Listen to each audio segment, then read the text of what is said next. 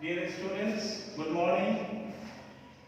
I have given you the examples of Newton's first law of motion. Now today I am going to start Newton's second law of motion. But before starting Newton's second law of motion, there are some hurdles which we have to understand, which you will have to understand, that what is the real thing in Newton's first law of motion. Now, real thing was Newton's first law of motion was that Newton's first law of motion gives the nature of force. Now, come on from that point. अगर आप किसी object को rest में रखते हो, object rest में रहेगा, uniform motion में आप रखते हो, यूनिफॉर्म मोशन में रहेगा। ये दोनों इंटैक्ट सिचुएशन तब तक बनी रहेगी जब तक कि ऑब्जेक्ट के ऊपर कोई अनबैलेंस फोर्स न लगे। ये हमारा फर्स्ट लॉ ऑफ मोशन था।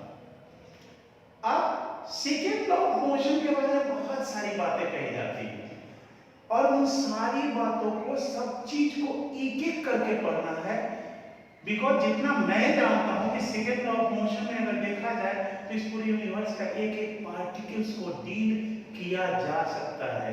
बट स्टूडेंट्स, अभी तो हमारी शुरुआत है, स्टैंडर्ड 9 में है, ये बोलना हमारे लिए महज हमारे लिए ही बेवकूफी होगी कि हम इसको ऐसे क्यों बोल रहे हैं। अब सवाल ये उठता है कि Newton second law of motion की शुरुआत कहां से की जाए, इसीलिए मैंने फर्स्ट लॉ ऑफ मोशन को दिया था। अब फर्स्ट लॉ ऑफ मोशन में ऑब्जेक्ट रेस्ट में है या यूनिफॉर्म मोशन में है, उसके बाद आप एक स्टेप बढ़िए। क्या है कि अगर Newton's first law of motion में यानी ऑब्जेक्ट के ऊपर अगर आप फोर्स लगाएंगे तो उसकी वेलोसिटी चेंज करेगी। यानी निश्चित तौर पर ऑब्जेक्ट रेस्ट में है, मोशन में आ जाएगा, या यूनिफॉर्म मोशन में है, एक्सीलरेशन में आएगा। आइदर एक्सीलरेशन अप होगा या डाउन होगा। तो ये लॉ जो है आपको स्पेशली रिलेट्स द फोर्स यानी कॉज, किसी ऑब्जेक्ट के ऊपर जब हम फोर्स लगाते हैं means that is the cause, और उससे एक्सीलरेशन यानी इफेक्ट, उसके बारे में बताता है आपको। अभी भी मैं सेकंड लॉ लिखने वाला नहीं हूं, क्योंकि उससे बहुत सारे रिलेटेड जो थोड़े छोटे छोटे पॉइंट्स है उसको मैं पहले डील करूंगा, तब लास्ट में जाकर आपको Newton second law of motion के बारे में स्पष्ट में बताऊंगा।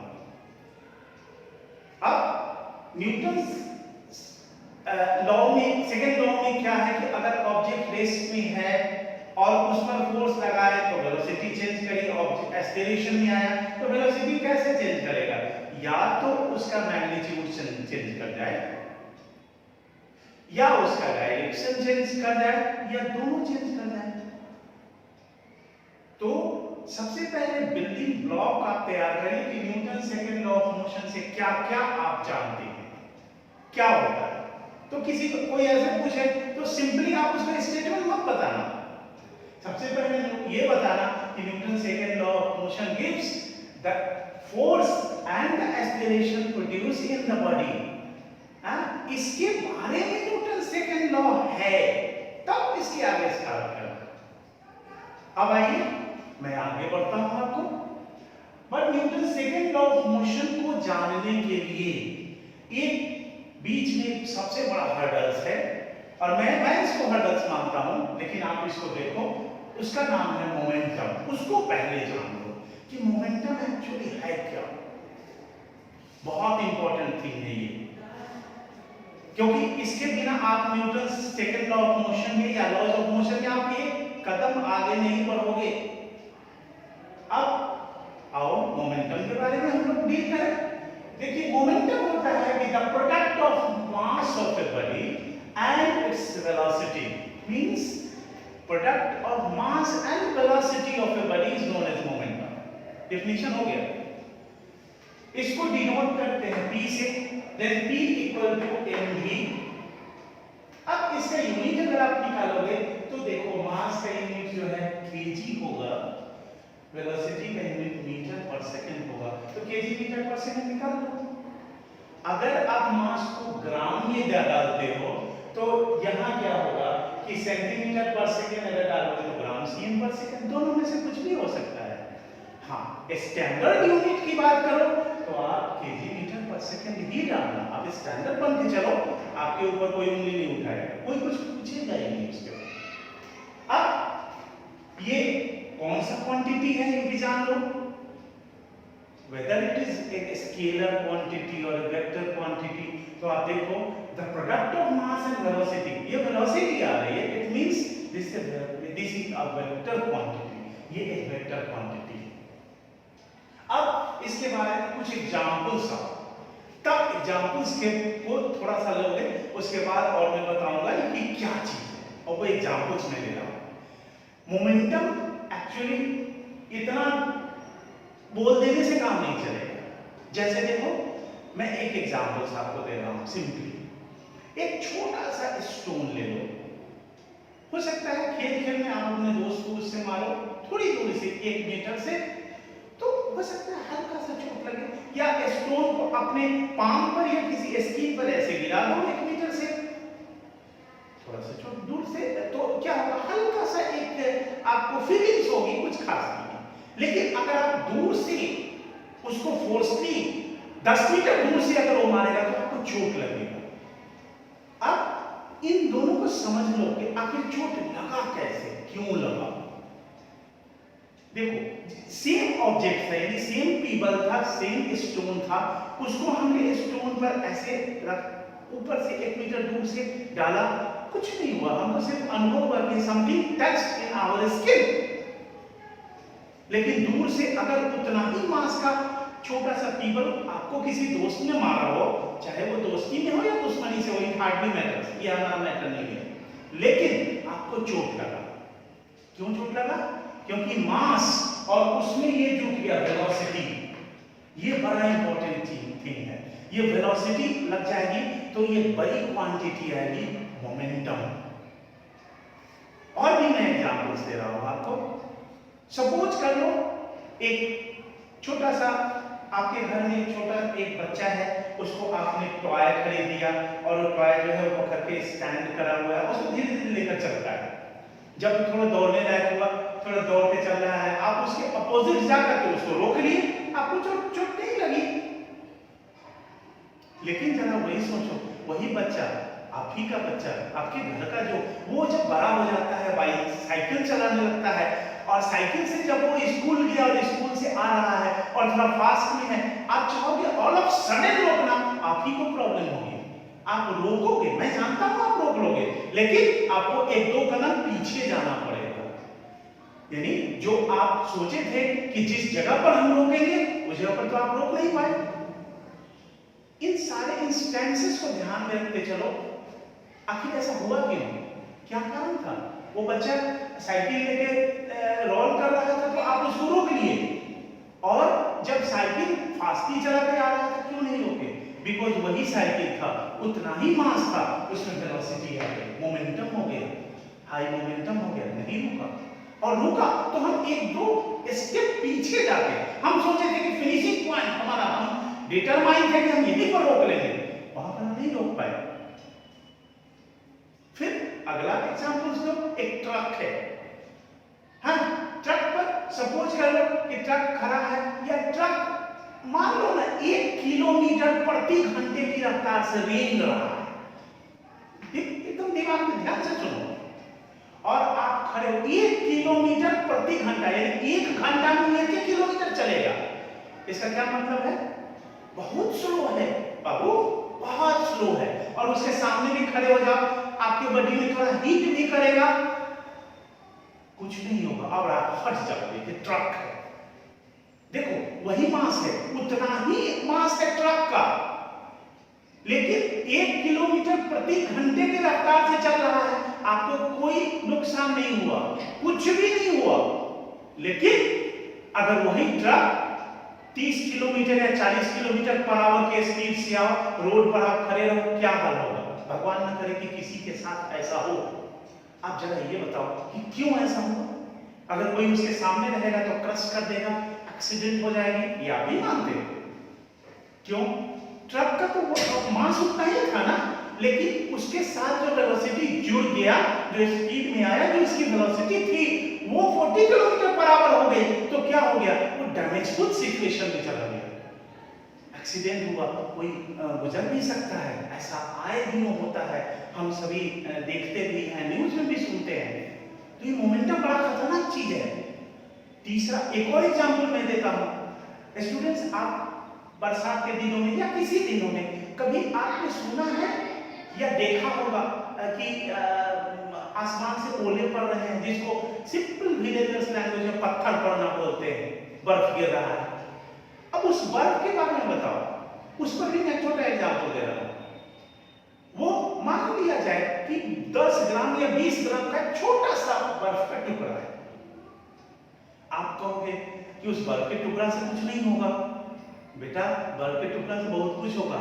इसी अनुभव के लिए मैं आपको कह रहा हूं कि आप 1, 2, 4 बर्फ का टुकड़े का मार खा लेना लाइफ में, तब एहसास होगा कि मोमेंटम क्या चीज होती है।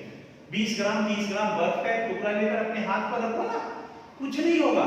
लेकिन जब बर्फ पड़ रहा है, यानी कि जब ओला बरस रहा है और उस समय आप बाहर गए, तो हाई वेलोसिटी से आ रहा है, वो काफी डैमेज करता है, बहुत चोट लगेगी।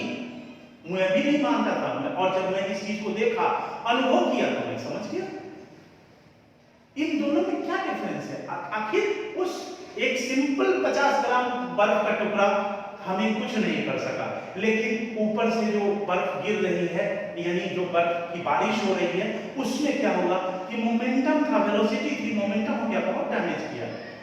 डियर स्टूडेंट्स, आप में से बहुतों के पास अपना गांव घर होगा, घर भी गए होंगे, खेती बाड़ी भी होता होगा, और आप जानते होंगे कि जब कभी हो सकता है आप अनुभव किए हो, सारे बच्चे नहीं किए होंगे, ये मैं मानता हूं।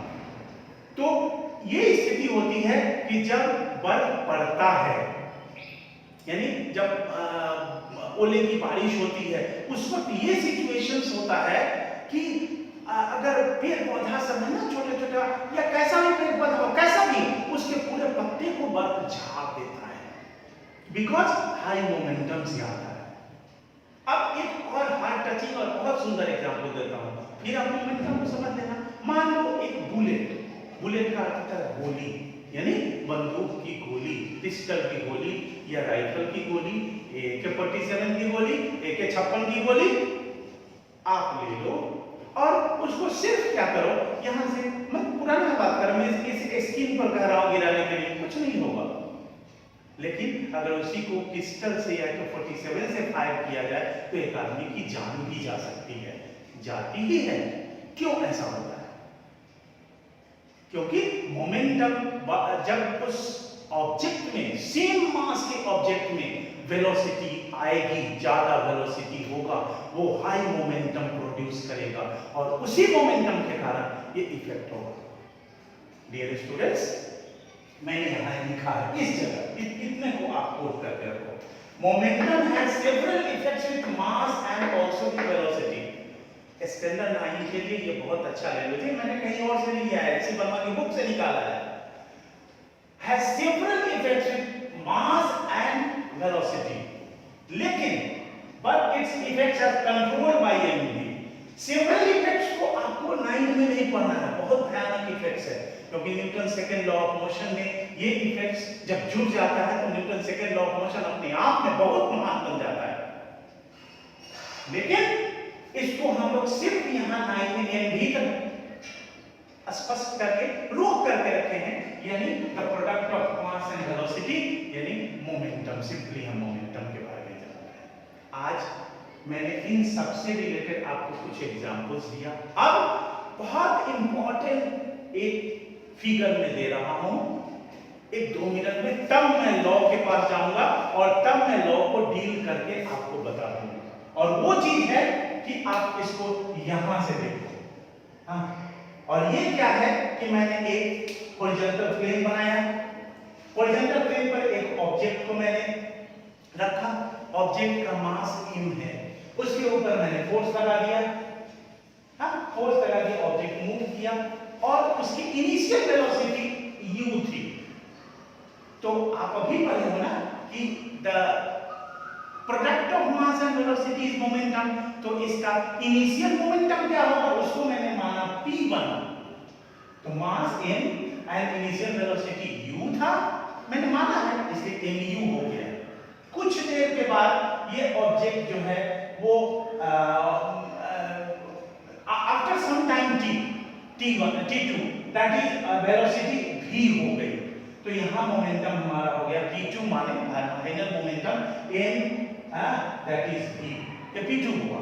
अब चेंजिंग मोमेंटम क्या होगा, चेंज का मतलब बदलाव होता है बाबू, चेंज इन मोमेंटम का मतलब फाइनल मोमेंटम से इनिशियल मोमेंटम को घटा दो, यानी p2 माइनस p1, ये फाइनल मोमेंटम था p2 और p1 इनिशियल मोमेंटम था, तो इसको घटा तो mv माइनस mu। अब रेट जहां भी हो जाता है तो टाइम से डिवाइड कर दो ना, rate mv minus mu upon t2 minus t1। अब देखो mv जो वेलोसिटी की v वेलोसिटी t2 टाइम में थी, u वेलोसिटी t1 टाइम में थी, तो रेट चेंज ही आ गया, यही है rate change in momentum. But अभी मैं 1 मिनट में एक बहुत इंपॉर्टेंट बात बता रहा हूं जो कि छुपा हुआ है, और वही से न्यूटन सेकंड लॉ के स्टेटमेंट में आगे मैं बढ़ूंगा, और वो है कि चेंज इन मोमेंटम जो होगा mp2 माइनस p1 वही वैल्यू फोर्स को देगा।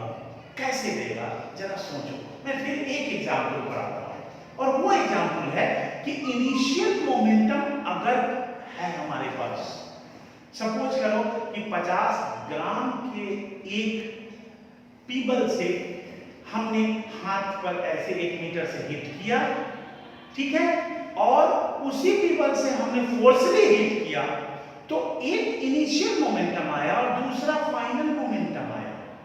ये फाइनल से जो इनिशियल घटाओगे ना, तो ये जो क्वांटिटी आएगी यही हमें बता देगा कि फोर्स कितना है, और यही चीज हम अब इसके बाद जो है आगे आपको बता देंगे Newton second law of motion का statement. Dear students, now come on to the Newton's second law of motion in a flat way. Now give the definition of this Newton's second law. I beg your pardon, not definition but a statement of Newton's second law of motion. What the statement is? Rate of change of momentum or the linear momentum means a straight line momentum. Rate of change of momentum is directly proportional to the force applied, और उससे जो acceleration होगा and the acceleration produced in it is the direction of the force, and acceleration is in the direction of the force. ये statement बहुत तरह से बहुत books में लिखा हुआ है, लेकिन 2-3 चीज जरूर ध्यान रखना। Newton second law of motion को 2 टाइप से दिखाया गया है, लिखा जा सकता है। एक ये है इन टर्म्स ऑफ मोमेंटम और in terms of simple force and its effect के ऊपर है। मैं अभी जो Newton second law of motion दे रहा हूं वो इन टर्म्स ऑफ मोमेंटम है। मोमेंटम के शब्दों में Newton second law of motion का स्टेटमेंट है कि rate of change of momentum is directly proportional to the applied force and the acceleration is produced is in the direction of the force. इसमें दो बातें ध्यान से जान लो, और वो चीज है कि रेट चेंज जो होगा किसके प्रोपोर्शनल है वो जरूर लिखना। मैं रुक करके बीच में ही बता दूंगा। और दूसरा, एक्सेलरेशन जो बॉडी में प्रोड्यूस होगा उसका डायरेक्शन क्या है वो लिख देना, वही ना लिखा होगा। तो मैंने बहुत ज्यादा लंबा लाइन नहीं लिखा है इसलिए, क्योंकि अगर इसमें गलती हो गई, स्टेटमेंट में प्रॉब्लम होगा, तो जनरली फिजिक्स पढ़ाने वाला आदमी काट देगा। अब इसको थोड़ा डिड्यूस कर लो या इसका एक्सप्रेशन निकाल लो। मैंने अभी कुछ देर पहले भी इसको दिया है कि एक ऑब्जेक्ट है, वो ऑब्जेक्ट का मास m है, उसके ऊपर फोर्स लगाया गया, उसकी इनिशियल वेलोसिटी u है टाइम t1 में। तो तो हमारा मोमेंटम क्या होगा, इनिशियल मोमेंटम mu हो गया, after time t2 it's final momentum becomes mv। तो चेंज इन मोमेंटम क्या होगा, mv माइनस mu। आप इतना ही देखो, जितना दिखाया गया उतना देखो, ज्यादा मत देखो। अभी इस फोर्स को भी ढाल दो, change in momentum mv minus mu, rate change in momentum तो t2 minus t1 upon t2 minus t1, यानी rate of change in momentum. अब rate of change in momentum किसके प्रोपोर्शनल है, फोर्स के। तो अब देखो ये फोर्स लगा हुआ है, ऐसे समझो, यानी मोमेंटम जो है डायरेक्टली प्रोपोर्शनल होता है फोर्स के। मैंने लास्ट में, इसके पहले वाले में लास्ट में बताया था कि दो मोमेंटम का चेंजिंग जो होगा, डिफरेंस जो होगा, वो फोर्स के वैल्यू को देता है। ये बहुत इंपॉर्टेंट बात मैंने बताई थी। अब आप देखो इस प्रोपोर्शनल साइन को जो है आप यहां पर हटा दो इस बार। तो प्रोपोर्शनल साइन को जब हटाते हो तो एक वहां पर कांस्टेंट डालोगे, दैट इज k मैंने डाला, और यहां से m कॉमन लिया, तो m कॉमन लोगे, तो m कॉमन लेने के बाद यहां v माइनस u बचा अपॉन t2 माइनस t1। हम समझते हैं यहां तक ठीक हो गया। अगले स्टेप में आओ, f equal to k m, और इसको मैंने एक नजदीक रखा कि आप थोड़ा सा ज्यादा आपकी समझदारी मिलेगी, v minus u upon t2 minus t1। ये क्या है, इसको मैंने ब्रैकेट में क्यों रखा, change in velocity upon time, difference in time. तो change in velocity with respect to time, है ना, ये आपका हो गया v minus u by t, ये आपको a हो गया, एक्सीलरेशन हुआ, इसलिए इसके के बदले मैंने अगले स्टेप में सिर्फ a रखा है, v minus u by t। अब ये हमारा जो है न्यूटन सेकंड लॉ का जो है हमारे पास आ रहा है, जो भी आ रहा है देखो, बट यहाँ k को हटाना है। k कैसे हटेगा, ऐसे तो भगा नहीं सकते हैं इस प्रोपोर्शनलिटी साइन को, फिजिक्स में इतना आसान नहीं है।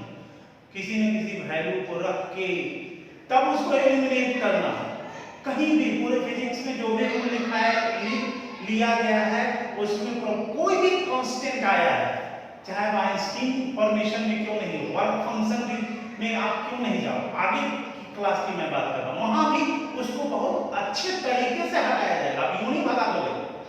तो इस खेल को हटाने के लिए हमने क्या किया, मान लिया है कि किसी ऑब्जेक्ट के ऊपर 1 न्यूटन का फोर्स लगाएंगे, उस ऑब्जेक्ट का मास 1 kg होगा, तो उससे 1 मीटर पर सेकंड स्क्वायर का एक्सेलरेशन प्रोड्यूस होगा।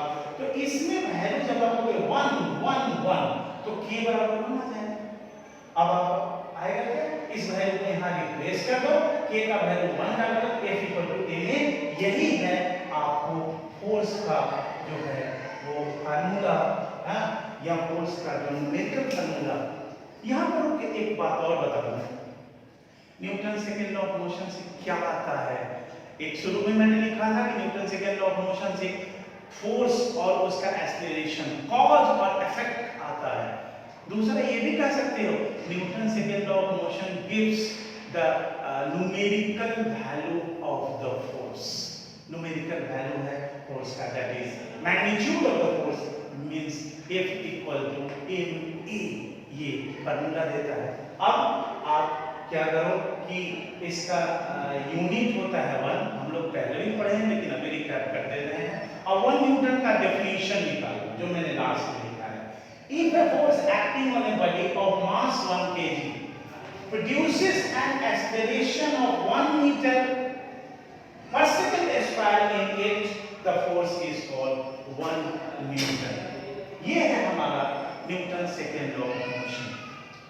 आज मैं अपने इस मॉड्यूल में यहीं तक रख रहा हूँ, इसके बाद मैं जो बनाऊंगा उसमें Newton second law of motion एक दूसरे तरीके से होगा और उसके एग्जाम्पल्स के बारे में होगा। लेकिन यहाँ तक पहुँचने के बाद अब आपका जो एम्पलीट्यूड हमारा फिजिक्स का पोर्शन एक्सेलरेशन में ओपन हो रहा है, बहुत सारे क्वेश्चन, बहुत सारे न्यूमेरिकल्स के ऊपर जो आप बनाओ। सिर्फ देखने से या ये करने से नहीं होगा, आपको इन सब के ऊपर अंडरस्टैंडिंग बढ़िया से तैयार करके क्वेश्चंस ये करने पड़े, क्योंकि अगर आप स्कूल खुलते या हमने आप शो नहीं कर पाओगे पीडीएफ फाइल के थ्रू, तो फिर आपको मार्क्स कैसे मिलेगा? ठीक है, थैंक यू।